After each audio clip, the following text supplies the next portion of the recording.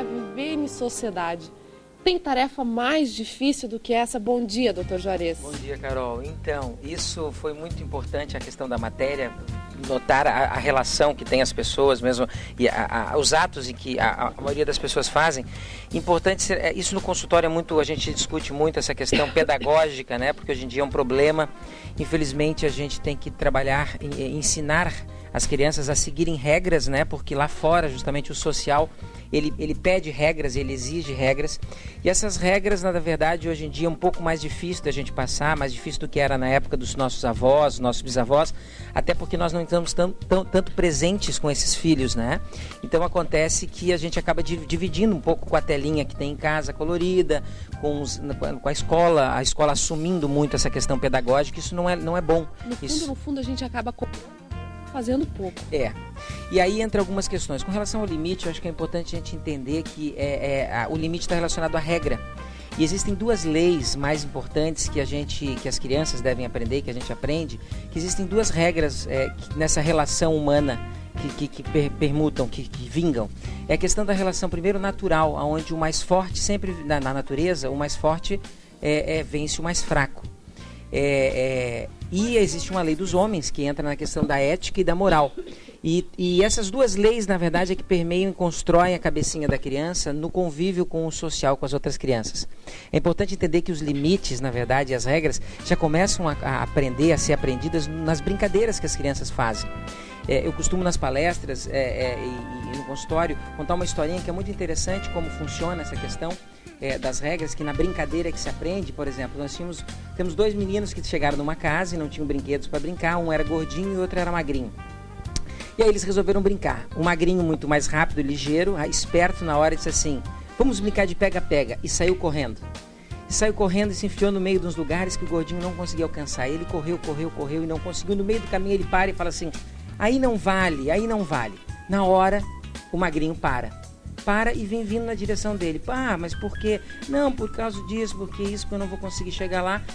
E no que o magrinho chega perto do gordinho, o gordinho diz o seguinte: agora vamos brincar de luta livre. E pula em cima do magrinho. Pula em cima do magrinho e começa, aperta e puxa o braço, e pega o pescoço e começa, e o magrinho roxo, começa a arrochar e bate no braço dele e diz assim: não, aí não vale, assim não vale. E aí o que aconteceu? Pararam de brincar naquela hora, né? Até porque morto também não brinca, né? Então, na verdade, não pararam de brincar. Ali, na verdade, o que aconteceu? Eles observaram que existem limites e que existem regras. E é na brincadeira que exercita. Outro momento muito importante para a gente trabalhar a questão de limite com as crianças é na alimentação. E as mães falaram ali da alimentação também em alguns aspectos. A alimentação é o momento em que a gente deve começar a cultivar neles a questão do que são regras. E as regras, como foi falado com a Cristiane ali, com a psicóloga e com algumas mães, a gente pode até trabalhar com a questão das trocas dos valores, né?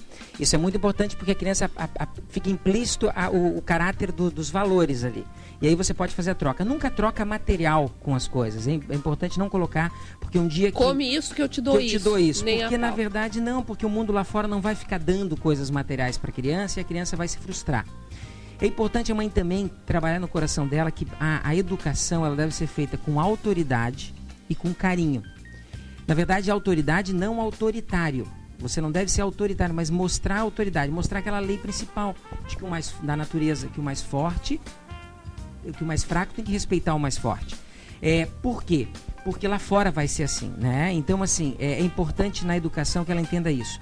Aí foi comentado também ali na entrevista, na matéria que você fez, que é importante falar e conversar com a criança. É muito importante fazer isso. Mas à medida que a criança vai crescendo, é que ela vai começando a compreender o que você está falando.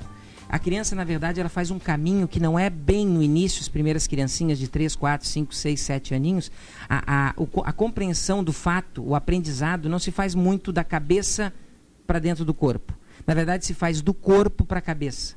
Se faz do coração para a cabeça. A criança sente primeiro, né? Tanto é que o que precisa a criança para escolher o que está fazendo e o que não está fazendo? Ela tem que sentir que está agradando ou não está agradando. Isso é a primeira coisa.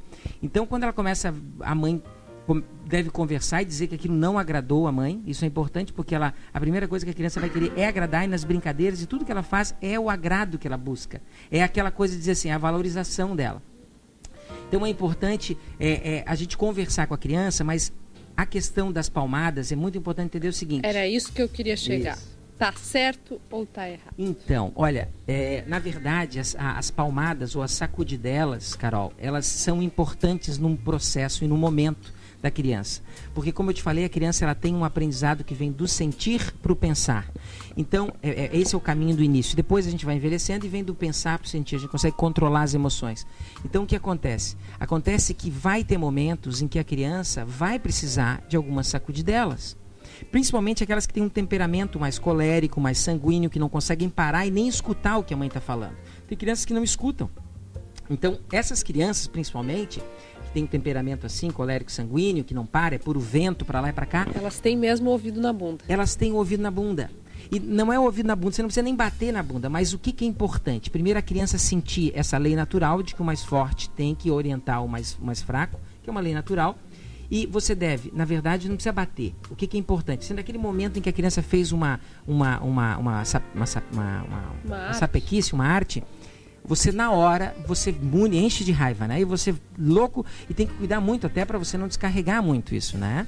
E com uma boa de uma palmada muito doída. E que machuque, na verdade. Você não deve fazer isso. Mas uma técnica interessante que eu costumo usar e as pessoas usam é a gente, naquele momento, para descarregar a raiva, contar até 3. E fazer sempre esse exercício de contar até 3, contar em voz alta, firme e segurando a criança. Você segura, toca nessa criança firme, pega nos braços dela, como mostrou uma cena ali. Só que não precisa ser tão sacudido, mas você segura firme para ela entender que tu é que manda. O papai e mamãe é que sabem das coisas. Então aquilo não está certo e a criança tem que acatar. Então, essas sacudidelas ou às vezes uma palmada na bunda é importante em alguns momentos de vida, sim. Isso não machuca. Isso tem que ser feito também para não machucar. E é importante ela aprender o quê? Na verdade, quando ela apanha ou quando ela leva uma sacudidela, a criança se frustra. Só que ela tem que ter essa frustração dentro de casa, porque na frustração, logo em seguida, vem uma demonstração de carinho. E o que acontece? A criança vai aprender a se frustrar, mas vai saber que tem amor na sequência. E aí sabe lidar lá fora depois, no social, com as frustrações que vão acontecer. Tá certo, doutor Juarez. Para encerrar, eu queria comentar que, além de tudo isso, a gente costuma também substituir os castigos. Deixar a criança de castigo, tirar... você gosta de andar de bicicleta? Tira a bicicleta. Você gosta de comer pudim de aipim? Tira o pudim de aipim. Isso. São boas opções também. São boas opções. Não é interessante, você sempre que tirar alguma coisa, tire aquilo que na verdade não vai fazer falta para a criança, tira um alimento e tal, às vezes é complicado. Mas tire a questão do videogame, tire a questão do computador, tire a questão de algumas brincadeiras, mas essas trocas são importantes, tá? Para eles entenderem que na verdade quem comanda ali, quem está mandando é o papai e a mamãe. Isso é importante porque hoje em dia a gente vê adolescentes aí tomando conta, e até nem adolescentes, pré-adolescentes, infantes mesmo, tomando conta do papai e da mamãe. Doutor Juarez, obrigada novamente.